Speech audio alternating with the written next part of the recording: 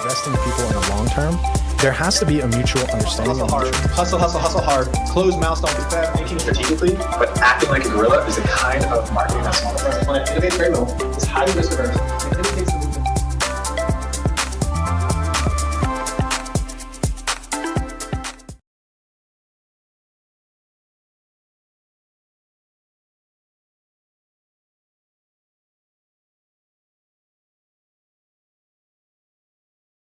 So there is a whole methodology, maybe some of you have been privy to it, called the lean startup methodology. And the whole premise of this lean startup methodology, and this is why I'm honing in on this very clearly, is to develop a business model and to go and ask people, you go and hunt for people, say, hey, a customer, potential partner, and you just simply ask them, where do you find your cookies?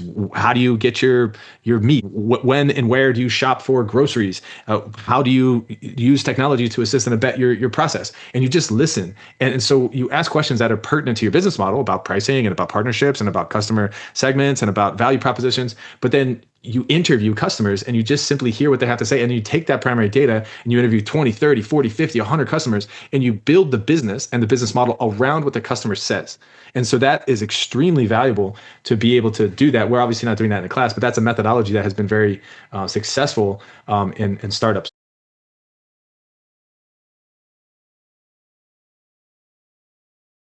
But my question to you, my challenge to you is, do you really understand them?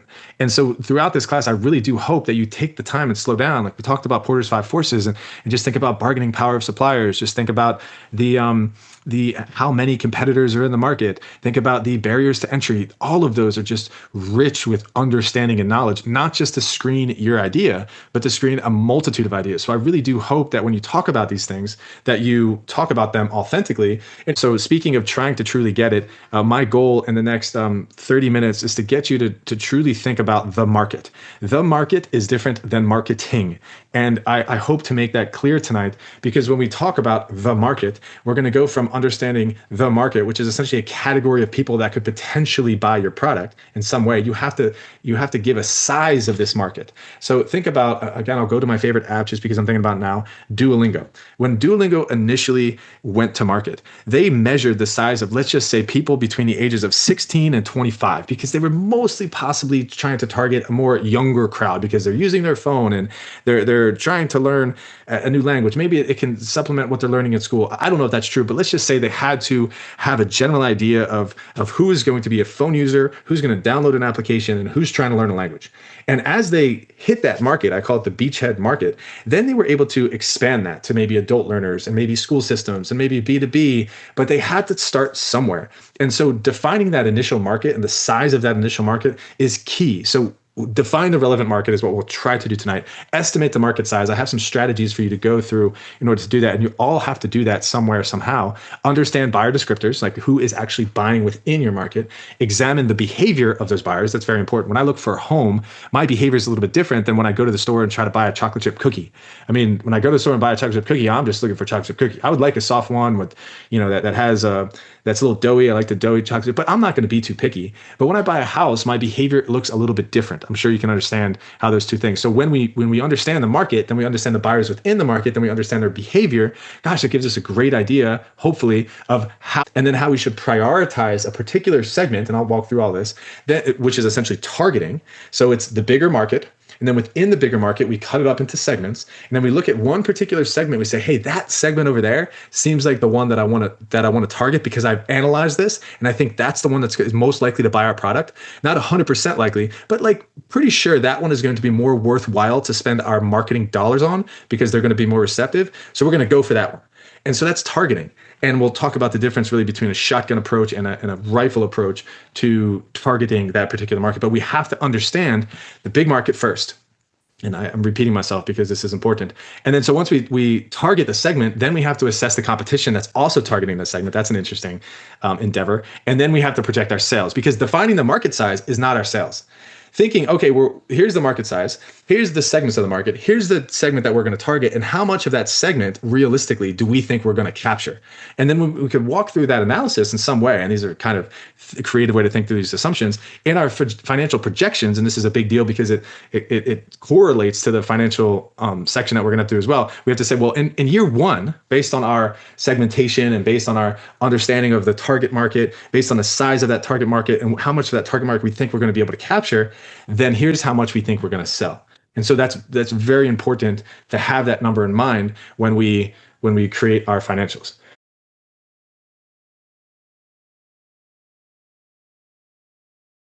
So the goal is boundaries. It says, where will 90% of the customers come from? So we're talking about defining the market, establish the parameters that contain the bulk of your customers. So where do 90% of these customers come from? And think about B2B, B2C, geographic, economic or demographic. So an example, there's an entrepreneur that this professor talks about in class that I generally enjoy this example, but it was a company that is used styrofoam. They recycled styrofoam and they made it fire retardant. They basically made sure that this styrofoam would insulate a house or anything from potentially having a fire disaster. So they patented this and it worked well. So they were using recycled styrofoam, which is great. And they were able to remake this so that it would create a fire retardant, and they were able to sell to whom? If you think about a product like that, and then you think about the market, who are they going to sell to? I mean, I'm not going to break down my walls and start installing it, but a contractor is going to know what to do with it. And a contractor is going to market it for them. So obviously they're looking at the market as all contractors. Okay, maybe not all contractors. Let's just look at contractors within Texas, Oklahoma, and Kansas, because that's kind of where we live. So we're saying contractors with 20 plus employees. So that means a fairly large contractor in the major metropolitan areas of Texas, Oklahoma, and Kansas who specialize in new home construction. So that's defining a market. Now, everybody within that market, if you think about all those companies, aren't going to be like, think about it says contractor. What if they're a railway contractor? Railways and railroads aren't interested in fire retardant materials. Okay, so let's cut those out because now we're segmenting. And then what if we're a glass manufacturing contractor? Okay, well, that's not going to work either. So what if we're a residential home builder contractor that only works on high-end residential? Okay, maybe that's good. But what if we're a commercial contractor building brand new commercial properties all over these states, and we build millions of dollars worth of property? Yes, definitely, that person's good. Okay, so let's try to segment that market and target one of those segments within that market. So you see how we can even take a 20 plus employee major metropolitan contractor, and even there we can break that thing down into multiple different segments of users for something like fire retardant styrofoam that's recycled. So we'll go through a couple of other examples. Another example here is a barbershop. This would be a barbershop who's specifically targeting African American males 16 plus living within 3 miles of the shop.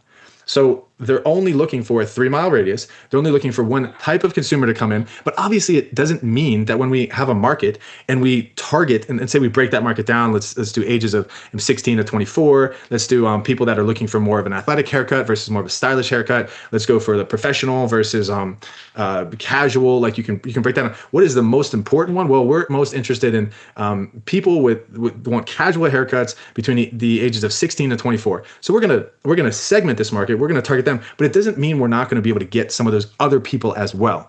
But when we have a big market, we segment it, we target one segment, we can still get some spillover effect. But the way in which you're going to target to a 16-year-old boy essentially versus a 32-year-old professional, those are two different. Yes, they both want haircuts, and yes, they both can buy from you, but which one are you initially targeting is the main question. So I'm trying to get you to see the difference between a market and then a segment within the market, and then choosing a segment to target, and we'll talk through a bunch of examples there. So we already talked about the styro company.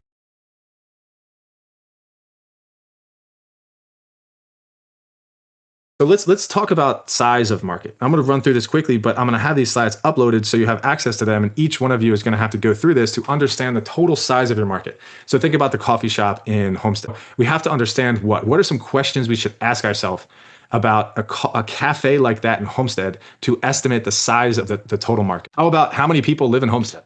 Would that be a great place to start? Possibly. How about of everybody who lives in Homestead, how many of them, according to trends, according to data, drink coffee. Maybe coffee is not the primary target, but we know that 20% of them do. Okay, of that 20%, how much does that 20% spend a year in caffeine? So then we go to, this is how much they spend a year. Okay, great. So now we know all of the people in Homestead who drink coffee. We know how much they spend a year on coffee. How much of the percentage of people that visit cafes and drink coffee in Homestead are we expected to get in year one? Okay, 1% of the market, 2% of the market, 3% of the market. You get the idea. So we have to build on these premises. So this example here, which is a fun one, this is a videography company. So these are people who do videos of weddings. So start with one customer spending and multiply outward to the whole market. So here is the way to start. Average wedding spend in Central Florida, $22,000 a year is how much people tend to spend on weddings. It's an interesting fact. The share of cost that goes to photography, 15%. So photography includes videos. You wouldn't hire, possibly you would, but usually you hire one photographer who you expect to do both video and photography. And so then you ask yourself, okay, if the 15% of 22,000, 15% of 22,000. So we'll break it down a little bit further and then I'll give you the math. So the share of the photography that is video is 20% of that 15%. And then the weddings in Central Florida each year, so we're looking just in Central Florida, is 8,600 weddings. So the math is this. So 8,600 a year, math is 15% times 20% is 3% of 22,000. So we're going to get 3% of this number here. That's essentially what this is going to be. And then and that number is $660 per wedding. So we're making $660 per wedding, which is just the video component. So roughly. And then how many weddings are there a year? Well, you times that by 8,600 and that's it, 8,600. So 660 times 8,600 gives you 5,067,000. So that's your total market size. According to this breakdown, of all the weddings and the average spend per wedding, we're going to make roughly $660 per wedding. And if we were to capture all of the weddings, if we were literally the only videographer in Central Florida and we would get $660 per wedding, then our sales would be 5.68 million. So right off the bat here, you have to think to yourself, all right, what are the chances I'm going to get 100% of the market? Not much. Obviously, 5.68 million sounds great. If I was to capture 10% of this market, which would be 568,000, so yeah, $568,000 a year, it's 10% of 5.68 million. So is that true? Am I able to capture 10%, number one?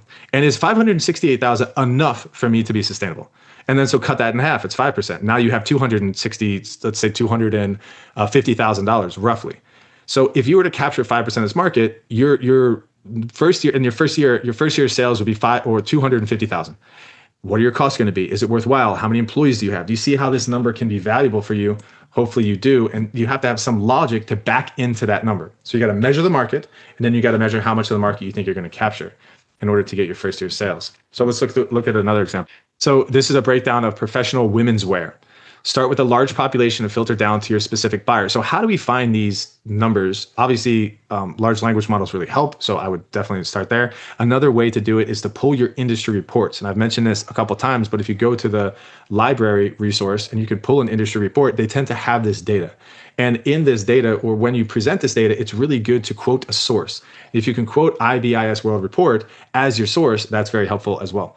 This one is pretty straightforward because you're looking at the US population, you're specifically looking at professional women's wear. So you're looking at the US population, you're saying how much of the US population is female, it's 51%. How much of that US population that's female wears big and tall sizes, that's 35%. How much of the population in the US that's female that wears big and tall sizes is between the age of 20 and 35? Well, it's 23% of that previous number. And how many of those people live in the target metro? Well, that's less than a lot of, like, really small number. Suits owned per woman, 3. Average price per suit, $165. So they have 39 million as their market size. So it's pretty straightforward how it's broken down there. So that's how they got their market. So if you can present something like this in your business model, that would be very helpful. I'm sure you can tell. And also, you all have to present something like this because you are all going to have to come up with a first year target sales. So you have to have an idea as to what's the total market and how much of that total market am I going to capture. So these exercises are very fruitful to go through when you talk about your market. How big is the market? And so how much of that market do we think we're going to capture?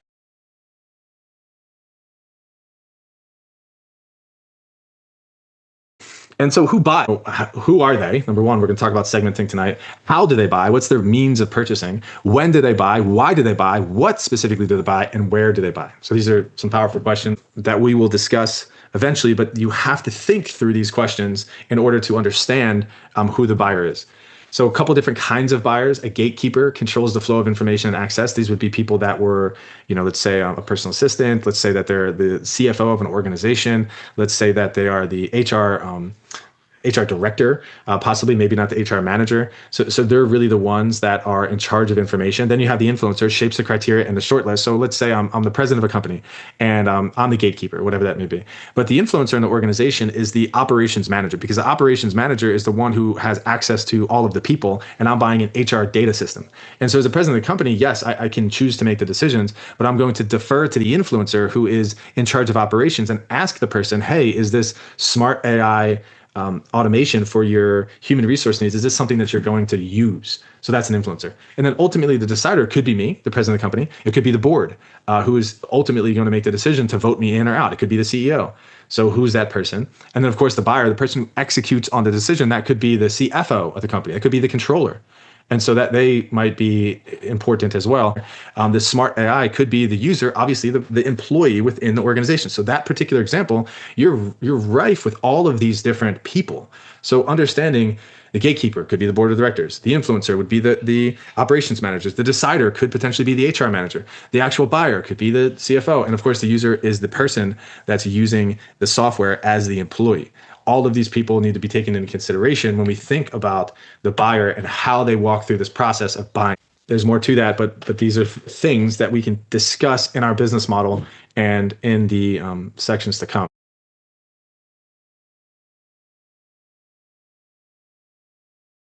The reason why I'm asking you to think about the cafe is think about the town of Homestead.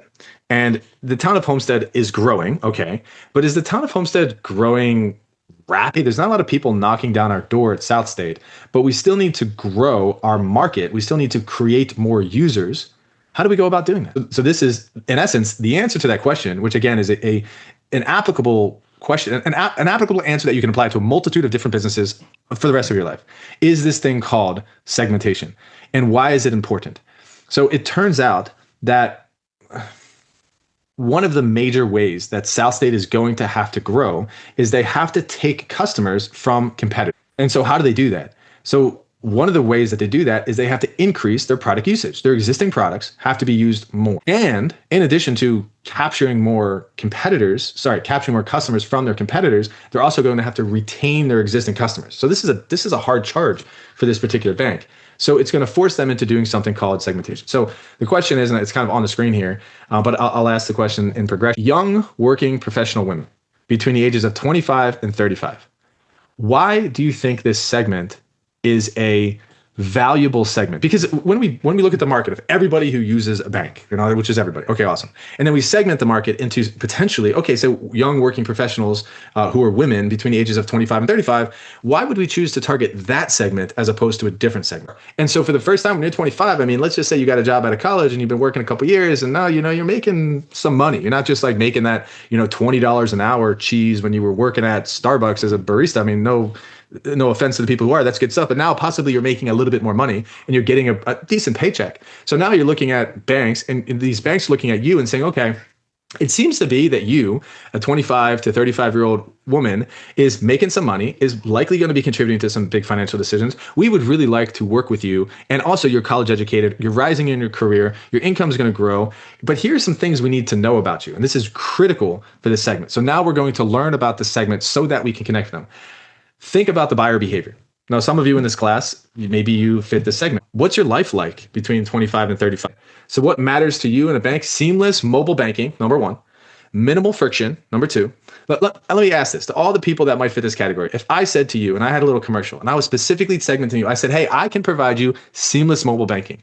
In addition, minimal friction. You hardly have to deal with anyone or click many buttons. I can offer you transparent fees. I can offer you speed, convenience. I can extend local hours or strong digital access. I don't have marble lobbies, not necessary. Not legacy messaging, but time saving as the value. I can save you time, young professional women between the ages of 25 and 35 who are trying to build a career, trying to build a family, thinking about buying a home. I will make time something that you will get back in your life. Are you interested in banking with me? Possibly. And the reason why you can understand that is because now you understand your segment. You understand that there's value in that segment. Like, this is a fruitful segment. Let's put it that way. Like, hey, this is a segment that if we got a bunch of people to open a bank account with us because they're early in their career, this will be good for us. Okay, how do we do something actionable for them? This is a big word, actionable. When we segment a market, we have to know we can do something actionable to them. Mobile first platform is actionable. Easy setup is actionable. First home tools is actionable. Empowerment messaging is actionable for them. So this is the example of the fruitfulness of segmenting a market and understanding it as a tool when we're in situations where we need to sell more. And if we know that the market isn't growing at a crazy speed, and we know that we need to take business away from competitors, we can segment the market and target that particular segment with unique, actionable messages that will resonate with them. Oh, how are you segmenting your market? And who are you targeting and why? And what actions are you going to be able to take with that targeted market? These are the questions that we have to ask.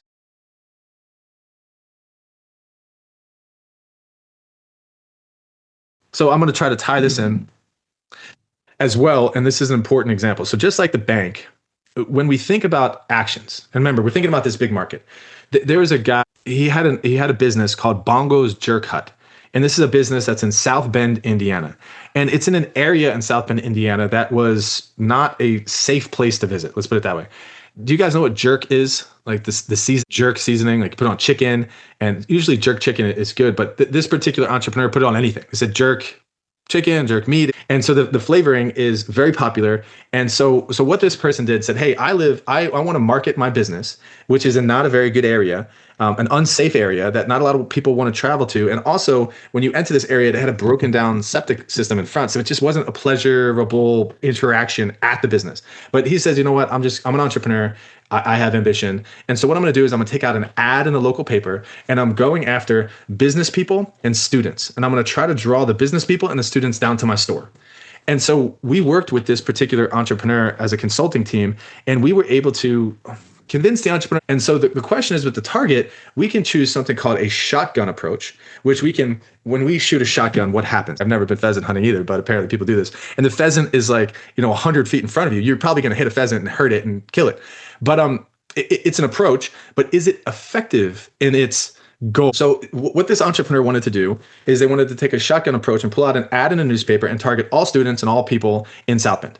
And in the ad's going to say, come down to Bongo's Jerk Hut. We got the best jerk in town, and come visit us. So yeah, that's an approach. But what we convinced them to do is take more of a targeted approach. And so it turns out that church communities within this town, they're not just religious communities. They're social communities. They have bulletin boards. They have, they have political sway. They have influence beyond just religious endeavors, beyond just spiritual growth. So this particular church, multiple church bulletins, had availability for local businesses to advertise with them. And so within the local church bulletins, we convinced them to take out an ad of people who lived inside that same community. There were like 6 or 7 churches in the area. So pulling out an ad there and getting the people, not the business people that were in the cities, and the students who were at the University of South Bend. And by the way, it's really cold in South Bend, Indiana, and to walk down to or even drive down to this place was going to be tough. And then of course I talked about the environment and how it really was possibly not safe. So the point is, when we convinced this entrepreneur to take out the ad in the church bulletins, what we were trying to do is apply more of a rifle approach to try to find the people within the local market that would reasonably come down to the shop and were more likely to come to the shop. And so this rule, this 80% of sales comes from 20% of prospects, is this. So you got your segment. So you got your segmentation, and then you have to ask yourself, where are the majority of my sales going to come from? And so you can apply a marketing strategy to the entire market. But the reality is, not everybody is your customer. So as much as you want to say jerk chicken is for everybody, it's not. Certain people don't like it. Certain people don't want it. Certain people don't want to travel there. But if you can find that 20% that most likely will come, and you can hunt them down and rifle approach them, this is a big takeaway. And this is so important to understand. The effectiveness of your marketing budget, the dollars you spend on advertising, will be much more effective and efficient. They will accomplish the goal, and you'll be able to do it with less resources. As opposed to, you could spend, right now, you all have businesses, you could spend $10,000 on Facebook and Instagram ads and just tell everybody about your awesome product. And you will get if you don't do it right, you will get a lot of followers, potentially some momentum, potentially, and you will possibly get zero sales. And it's a good approach if you have an existing market. But the point is, you can waste advertising dollars very easily if you don't understand what I'm trying to explain to you right now. So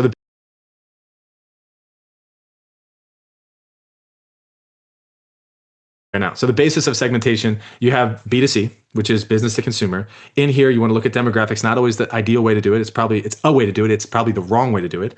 But you can combine demographics, geographics, which is location, climate, urban versus suburban, social class, income and lifestyle tied to economic position. But I want to point out here this thing called psychographics. Psychographics would be hobbies, outdoors people, what kind of podcasts you listen to, their political ideas, their family interests. It's giving advertisers access to that so that they can build ads that customize to people's psychographics.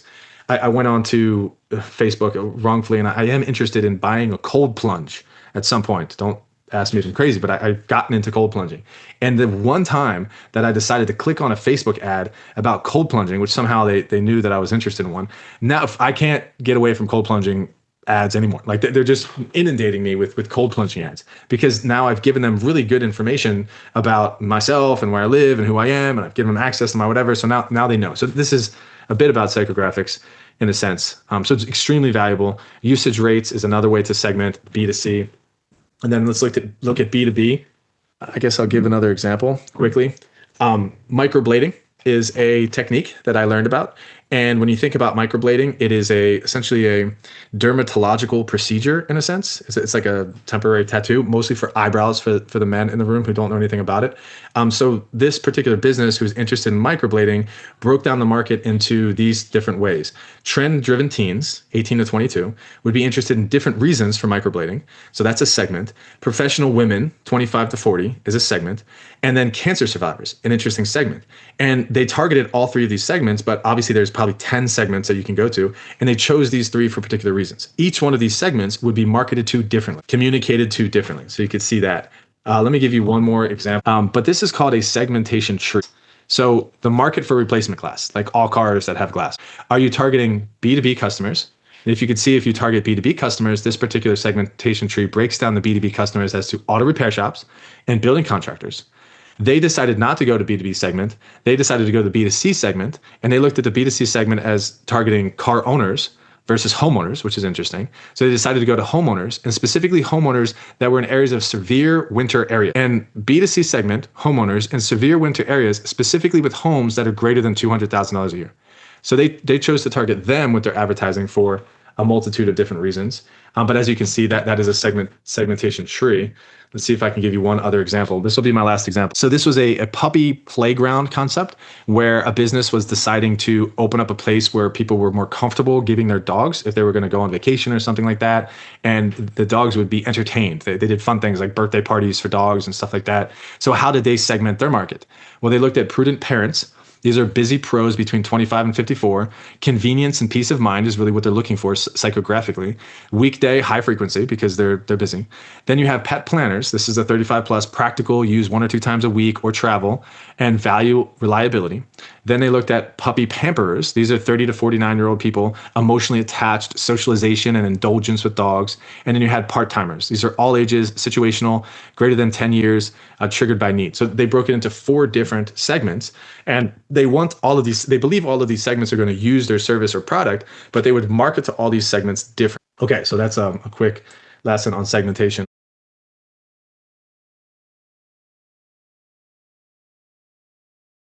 And if your strategy is to somehow create some feature or technology that's going to merge in with a UKG and be purchased or bought out, I'm using UKG as an example because they're one of the biggest, or Workday or Dayforce or Deputy is another one, then you would have to be more of a B2B company and you'd have to invest a lot into product development, and it'd really talk about things that could potentially benefit. Another way to be purchased out, just because I'm on that train of thought, is to create volume in the market, like to get consumers, to get people to use your software or service, and then the UKG just buys you because they want additional customers or they want additional revenue.